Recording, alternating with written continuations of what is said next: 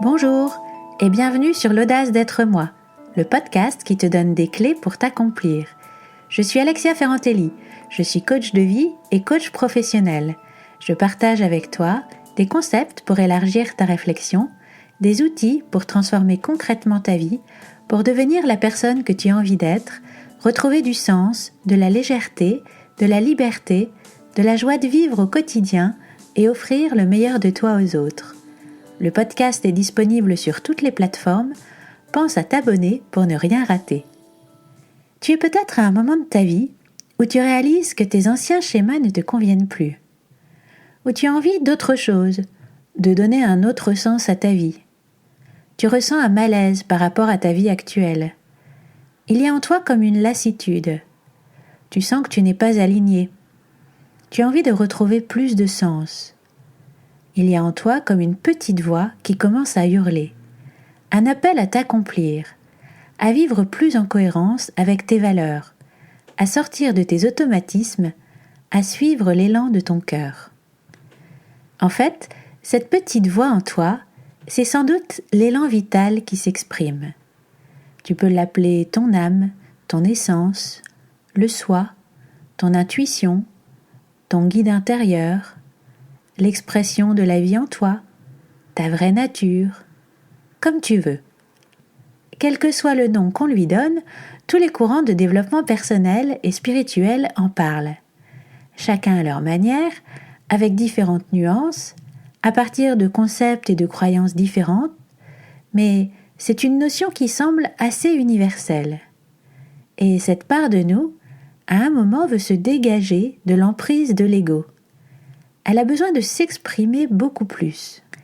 Carl Jung a dit « La première moitié de la vie est dévouée à se construire un ego sain. La seconde moitié consiste à se tourner vers l'intérieur et à s'en libérer. » C'est peut-être ce moment que tu traverses actuellement si tu ne vois plus très bien pourquoi tu fais tout ça. Quelle est ta place? Si tu te sens sans énergie. Il me semble qu'actuellement, ce ne sont pas uniquement les personnes qui sont dans la deuxième partie de leur vie qui sentent cet appel à se libérer de leur ego. Il me semble que beaucoup de personnes bien plus jeunes ressentent aussi cet appel. Alors, dans cet épisode 44, on va donc parler de ces deux parts de nous, l'ego et l'élan vital. On va voir quelle est leur utilité et que faire de l'un et de l'autre. Pendant notre enfance, on est très connecté à l'élan vital, à notre nature profonde. Et puis, en grandissant, pour donner une direction à sa vie, pour sentir qu'on forme un tout cohérent, pour s'adapter à notre environnement, pour se protéger, on se constitue une enveloppe autour de ce noyau profond. Cette carapace, c'est l'ego. Et pendant une partie de notre vie, c'est plutôt notre ego qui est aux commandes. Mais au fond, l'ego, qu'est-ce que c'est? Dans le langage courant, on en parle souvent pour désigner quelqu'un qui a un sentiment de supériorité, qui cherche à attirer l'attention sur lui. Il est synonyme de fierté, d'orgueil, d'égoïsme ou de vanité. Mais l'ego peut prendre d'autres formes. En fait, l'ego, c'est la représentation qu'on se fait de soi-même. C'est une construction mentale. Pour certains, c'est vrai que ça se manifeste par la projection d'une image gonflée d'eux-mêmes. Mais d'autres entretiennent plutôt une image très dévalorisée d'eux-mêmes. C'est vraiment utile de se rendre compte que toutes ces représentations qu'on a de nous-mêmes ne sont que des illusions mentales. On se raconte qu'on est quelqu'un de supérieur ou quelqu'un d'inférieur, coupable, honteux, souffrant. Et on vit sa vie à travers ce filtre, un peu enfermé dans des stéréotypes de pensée, d'émotions, de comportements, auxquels on s'habitue tellement qu'on croit que la vie est telle qu'on se la représente. Alors qu'en fait, on ne fait que percevoir, voire créer des situations qui nous confirment sans cesse nos représentations mentales de la vie et nos croyances sur nous-mêmes. Je dois être gentil pour être aimé, drôle pour faire rire, triste pour qu'on s'occupe de moi, Je dois être fort pour être respecté, séduisant pour être aimé. Toutes ces croyances façonnent l'idée qu'on se fait de soi-même ou de ce qu'on devrait être. Qu'on se projette dans un ego positif ou dans un ego négatif, dans les deux cas, ça nous empêche de vivre l'expérience directe de la vie. Et si on s'identifie trop à cet ego, si on croit qu'on est notre ego, on veut le protéger à tout prix. Ça devient vital. Et on développe donc tout un tas de stratégies de défense et d'attaque qui créent pas mal de difficultés dans notre vie. On a du mal à se libérer de ce qui nous limite, puisqu'on croit qu'on se perdrait nous-mêmes en le faisant. On a peur de perdre notre identité parce qu'on croit qu'on est notre identité. Et du coup, on entend difficilement notre élan vital, cette autre part de nous. Et quand on l'entend, on ne l'écoute pas, parce qu'il est en dissonance avec l'image qu'on a construite de nous-mêmes et à laquelle on s'est identifié et qu'il nous semble vital de préserver. Quand notre ego prend toute la place, que c'est lui qui tient la barre, qui se met aux commandes de notre vie, ça peut se manifester de bien des façons. On est à fond dans l'interprétation. On est principalement guidé par la peur. On a l'impression que le monde est un lieu de pénurie, de difficulté, que les choses sont très compliquées. On est très tourné vers l'extérieur, ce que les autres pensent de nous, les signes de reconnaissance. On essaie de se conformer à des conventions sociales, ou au contraire, de se distinguer absolument des autres. On se défend, on se justifie, on se valorise ou se dévalorise pour ce qu'on a ou pour ce qu'on fait. On se critique ou on critique les autres. On juge, on blâme, on se sent coupable, on s'obsède. On entre dans les rôles de victime, sauveur ou persécuteur dont on a parlé dans les derniers épisodes. On se compare et on compare les autres. On se réfère au passé et on se préoccupe des possibles dangers futurs. On n'écoute pas vraiment l'autre. On l'interrompt pour ramener le sujet sur nous. On rejette certaines parties de nous-mêmes, on cherche à les dissimuler. On cherche la reconnaissance, les compliments. On juge quelqu'un ou quelque chose de bien ou mal, juste ou injuste, correct ou incorrect. On essaie de changer la vie des autres, de les contrôler. On croit savoir mieux qu'eux la meilleure solution pour eux et on veut intervenir dans leur vie sans qu'ils ne nous aient rien demandé. On se victimise. On ment. On est sûr d'avoir raison et on veut avoir le dernier mot. On exagère, on utilise des superlatifs comme toujours, jamais.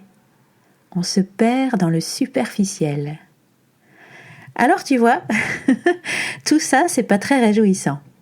En fait, dans notre vie, la plupart des choses qui nous font souffrir viennent de notre ego. Alors, comment faire pour desserrer l'emprise de cet ego sur nous ? On entend parfois dire qu'il faut tuer son ego. Il faut tuer l'ego pour être plus connecté au soi, à l'âme. Mais je pense que ça n'est pas du tout la voie à suivre.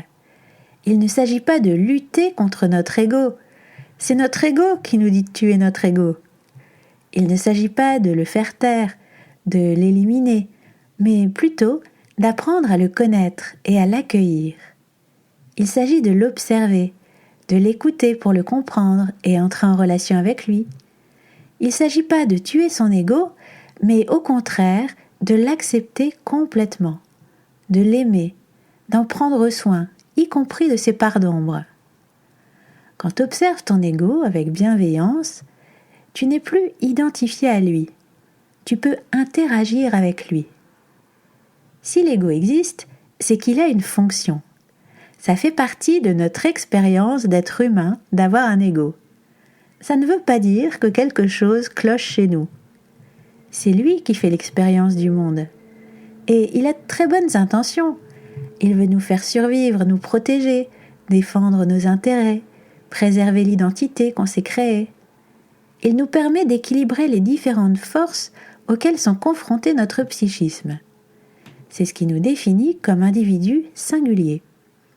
Alors, il ne s'agit pas de l'éliminer. Ça pourrait perturber ta vie bien plus que tu ne l'imagines. Même si tu sens qu'il est un peu obsolète aujourd'hui, il t'apporte des bénéfices. C'est lui qui t'a amené jusqu'ici.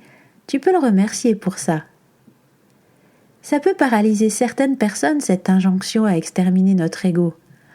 Oh là là, j'ai envie de faire ça, mais est-ce que c'est mon ego qui veut ou est-ce que c'est bien mon âme ? En fait, ça n'est pas grave. Fais confiance au mouvement de la vie. Si tu as envie d'aller là-bas, vas-y.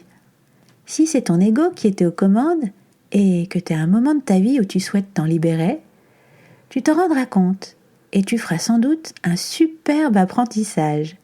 Ça te permettra sans doute d'observer quelque chose qui est encore à libérer en toi. Et si c'est ton élan vital qui te porte dans cette direction, tu le sauras aussi. Dans bien des cas, quand on entreprend quelque chose, il y a un peu des deux, ton ego et ta nature profonde. L'idéal, bien sûr, c'est quand ton ego se met au service de ta nature profonde. Mais même si tu n'es pas totalement sûr des motivations qui te poussent, ne reste pas figé. Mets-toi en mouvement. Fais les choses que tu as envie de faire. Fais ce que ton désir te porte à faire. La vie, c'est le mouvement. Tu peux suivre le flot de la vie. Chaque fois que tu te mets en chemin, ça te donne de l'énergie. Le pire que tu puisses faire, c'est de ne rien faire. C'est de stagner qui mobilise le plus d'énergie. C'est de résister au courant. C'est en te mettant en mouvement que tu vas accéder à une autre dimension de toi, celui que tu es et auquel tu n'avais pas accès avant. Et ça va t'emmener ailleurs. Ça va te faire accéder à un autre niveau de conscience. Au cours de notre vie, on passe par des niveaux de conscience différents, et les différents niveaux de conscience coexistent en nous. Parfois, on fait ce mouvement de façon volontaire. Parfois, on reste bloqué. Et dans ce cas, bien souvent, c'est la vie qui nous fait bouger. Ça peut être une maladie, un licenciement, une séparation, un burn-out. Soudain, l'ego se trouve perdu, et c'est alors notre nature profonde qui s'exprime. Mais dans l'idéal, il vaut mieux ne pas attendre d'être complètement au bout du rouleau pour changer quelque chose dans notre vie quand on sent qu'on est appelé à le faire. Alors, t'es peut-être à un moment de ta vie où tu ne veux plus que ton ego prenne toute cette place. Tu sens peut-être qu'il y a une autre part de toi qui a envie de s'exprimer et qui n'a pas pu le faire jusque-là. Si c'est le cas, ça inquiète sans doute ton ego, parce que sa fonction, justement, c'est de protéger ton identité telle qu'elle a été jusque-là. Mais il ne s'agit pas d'essayer d'éradiquer ton ego pour autant. Tu risques de l'affoler. Il a déjà bien assez peur comme ça. Si tu cherches à t'en débarrasser, ça ne va pas l'aider à lâcher prise, bien au contraire. En fait, il s'agit plutôt d'éviter de t'identifier à lui de façon exagérée. Éviter de trop t'identifier à ce que tu crois que tu es. Ton statut social, ton image, tes réussites ou tes souffrances. Ce qui va te permettre de mettre ton ego à sa juste place et d'entendre cette autre part de toi plus profonde, c'est de te désidentifier de tes pensées. Toutes les pensées qui te traversent l'esprit ne représentent pas qui tu es. Elles sont optionnelles. Tu n'es pas obligé de t'attacher à elles, de leur donner beaucoup d'importance. Tu peux choisir sur quoi tu souhaites porter ton attention. Tu peux exercer ton libre arbitre sur tes pensées. En voyant que tu as le choix de l'interprétation, tu sors de l'illusion que la façon d'interpréter de ton ego est la réalité. Quand tu deviens l'observateur de tes pensées, de tes émotions, de tes sensations, de tes actions, tu vois bien qu'il y a ces deux parts de toi. Il y a cette part qui pense, ressent, agit, et cette part qui observe tout ça, et qui est beaucoup plus calme, sereine. Cette part qui peut voir l'ego en action. Quand tu vois ton ego en action, ne t'agace pas de le voir à l'œuvre, mais plutôt réjouis-toi de le remarquer et observe-le avec bienveillance. Ton ego est convaincu de te rendre service. Donc, ne lui en veux pas. N'essaye pas de le chasser, mais parle-lui. Dis-lui que tu reconnais sa bonne intention. Le but, c'est d'entretenir une relation pacifiée et constructive avec lui. Tu peux observer ses mécanismes enfantins d'identification et de protection et voir qu'il n'y a aucun danger, rien à protéger, parce qu'il ne s'agit que de ton ego, de tes pensées, et pas de ta nature profonde, qui elle est toujours là, en paix, à l'arrière-plan. Par exemple, si ton ego a tendance à te dévaloriser, quand tu vois que tu te dénigres toi-même, au lieu de te dire « Ah non, je suis nul, je suis en train de me dire que je suis nul », au contraire, tu peux te réjouir d'avoir vu ton ego, parce qu'alors, tu n'en es plus le jouet. Tu peux te dire « Ah chouette, j'ai pris conscience que mon ego pense que je suis nul. Il cherche à me protéger en faisant ça parce qu'il croit que pour être aimé, il faut être parfait. Il croit que si ce que je fais n'est pas parfait, je suis nul. Merci mon ego de vouloir me protéger comme ça, mais ne t'inquiète pas, je peux ne pas être parfaite. Tous les humains sont parfaitement imparfaits et c'est très bien comme ça. » Il s'agit d'agir beaucoup moins en réaction à ton environnement et aux autres et de chercher plutôt à prendre la responsabilité de ta vie. De chercher à développer ta connaissance de toi, être curieux de savoir qui tu es, comprendre comment tu fonctionnes, apprendre à t'aimer tel que tu es.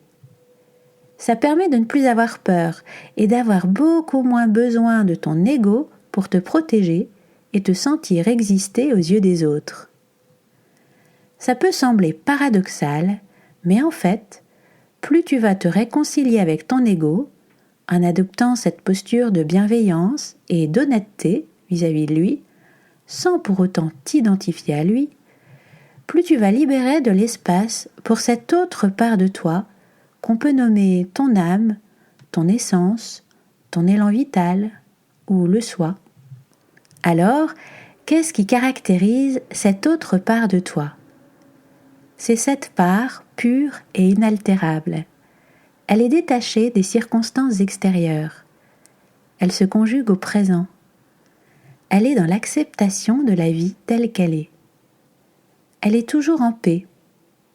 Elle connaît les solutions. Elle a toutes les réponses. Elle perçoit les choses avec clarté et simplicité. Elle est pleine de sagesse et de douceur. Elle sait ce qui est vrai et bon pour toi, au-delà de tes peurs et de tes résistances. Elle est au service de l'équilibre et de l'harmonie individuelle et collective qui permettent à la vie de se perpétuer. Elle est universelle et intemporelle. Elle est toi et elle est aussi quelque chose de plus grand que toi. Elle est amour. Elle est le meilleur des guides. Quand tu te laisses guider par ta nature profonde, tu n'agis pas à partir de la peur, mais à partir de la paix et de l'amour. Tes potentiels se révèlent, tu es plein d'énergie.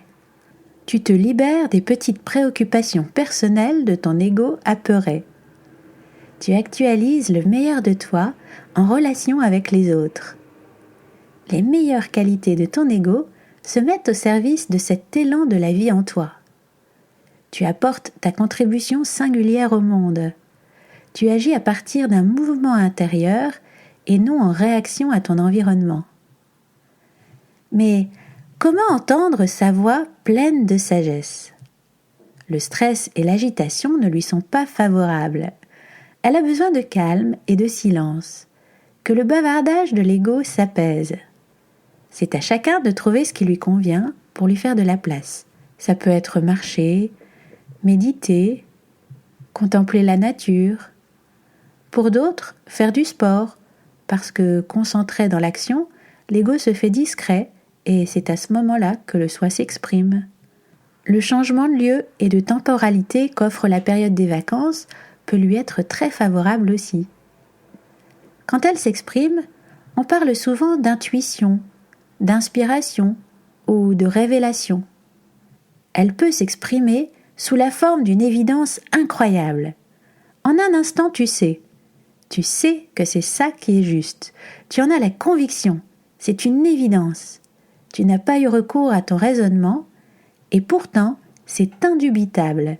Tu sais que c'est là que tu dois aller. Et parfois, ça peut être plus subtil, plus lent. Demander une écoute attentive. Ça peut être de petites sensations, un élan, une petite douceur dans le cœur qui te dit « Oh, ça serait tellement bon de faire ça !» Et tu sens dans ton corps qu'il y a beaucoup d'énergie quand tu évoques ce projet-là. Ce que je te propose, c'est de développer ta capacité à te connecter à cette part de toi, à cultiver ta capacité à entendre sa voix. Pour l'entendre, il s'agit de te tourner vers l'intérieur de toi. Tu peux prendre l'habitude de porter ton attention sur tes sensations corporelles. Tu peux te mettre à l'écoute de ta petite voix, de ce vers quoi te porte ton cœur. Chaque fois que tu reviens dans ton cœur, il n'y a plus la peur égotique d'être critiqué, d'échouer, d'être rejeté. Il n'y a plus rien à prouver.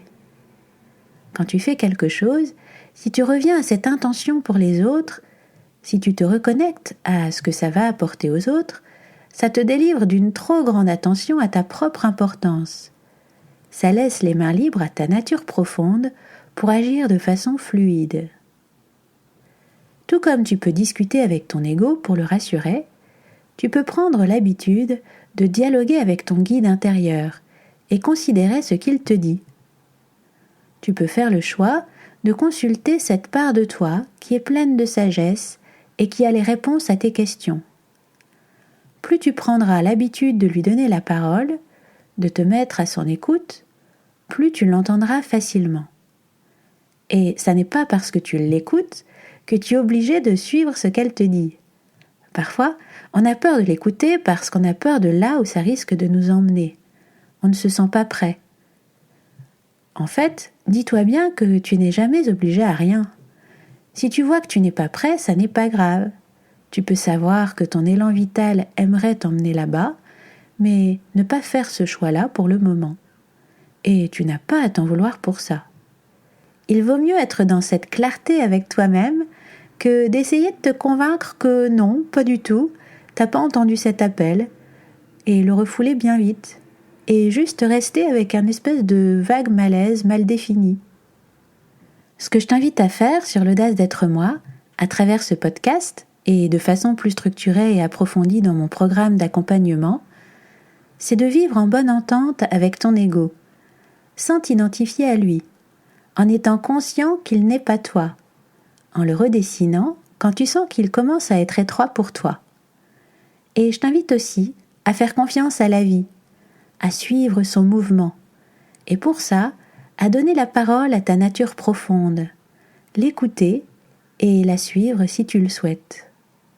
La semaine prochaine, je te parlerai de l'audace, parce qu'il faut faire preuve d'audace pour suivre ce chemin. On verra pourquoi. Cette semaine, je te propose d'entamer un dialogue avec ton guide intérieur.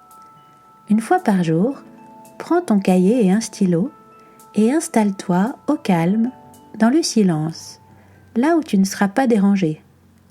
Ferme les yeux, fais 3 grandes respirations profondes, puis respire normalement et détends-toi. Tourne ton regard à l'intérieur de toi et pose une question à ton guide intérieur par rapport à une situation qui te préoccupe, une émotion particulière que tu as du mal à vivre, un choix compliqué pour toi. Cette question doit être ouverte et concerner une situation présente. Ça peut être « Quelle direction je dois prendre maintenant ? Montre-moi. De quoi ai-je besoin d'être plus conscient ? Comment je peux vivre cette situation différemment ? Pourquoi est-ce que je suis triste ou en colère ou angoissée ? Qu'est-ce qui est plus important pour moi par rapport à ceci ou cela ? Tu laisses venir les images, les sensations et les réponses sans résistance et tu les notes telles qu'elles te viennent. même si elles te semblent farfelues ou éloignées de ta demande. Et tu poursuis avec la nouvelle question que provoquent ces réponses. Et ainsi de suite, jusqu'à ce que tu n'aies plus de questions à poser. Les premiers jours, tu auras peut-être du mal à entendre la voix de ce guide, mais avec le temps, ce sera de plus en plus clair. Les réponses te ramèneront à l'essentiel, à la paix. Elles te permettront de prendre de la hauteur, de voir les choses sous un jour nouveau, de mettre de la clarté là où il y avait de la confusion, du soulagement là où il y avait de la tension, de savoir ce que le raisonnement ne pouvait pas t'amener à découvrir. Et ensuite, tu peux faire l'expérience d'aller là où te porte cette voix intérieure. Tu peux le faire pour des petites choses qui n'ont pas trop d'enjeu, au départ. Et tu verras si ça t'a amené du bon, et si tu veux continuer à lui donner plus de place dans tes choix de vie. Quand on se met en contact avec cet élan de la vie en nous, et qu'on décide de le suivre, ça réveille des parties de nous qui s'étaient un peu endormies. Ça peut être un peu effrayant au départ, parce qu'on a pris l'habitude de suivre ce que les autres ou la société nous disent, dans le périmètre étroit défini par notre ego. Ça peut nous emmener à un autre endroit que ce qu'on avait imaginé que notre vie devrait être. Et le chemin n'est pas forcément facile. Mais il est fort possible que l'on réalise après coup que c'était justement là qu'on voulait aller et que, miracle, c'est à cet endroit qu'on apporte sa meilleure contribution au monde. Je te laisse avec cette citation de Spinoza. Le bonheur, c'est de réaliser sa nature profonde. Tu retrouveras cet épisode sur le site l'audace-d'être-moi.com, tout collé, sans apostrophe. Tu peux t'inscrire à la newsletter et recevoir en cadeau les outils d'auto-coaching. Si tu ne l'as pas encore fait, abonne-toi avec l'application de ton choix pour recevoir ton épisode gratuit chaque semaine. Si mon programme d'accompagnement t'intéresse, envoie-moi un message sur la page contact de l'audace-d'être-moi.com. Je me ferai un plaisir de t'en dire plus. Si cet épisode t'a plu, pense à laisser un avis sur ton application de podcast. Ça te prendra 1 minute et ça m'aide énormément à me faire connaître. Merci. Et si tu penses que ça peut leur être utile, partage avec tes amis. À bientôt!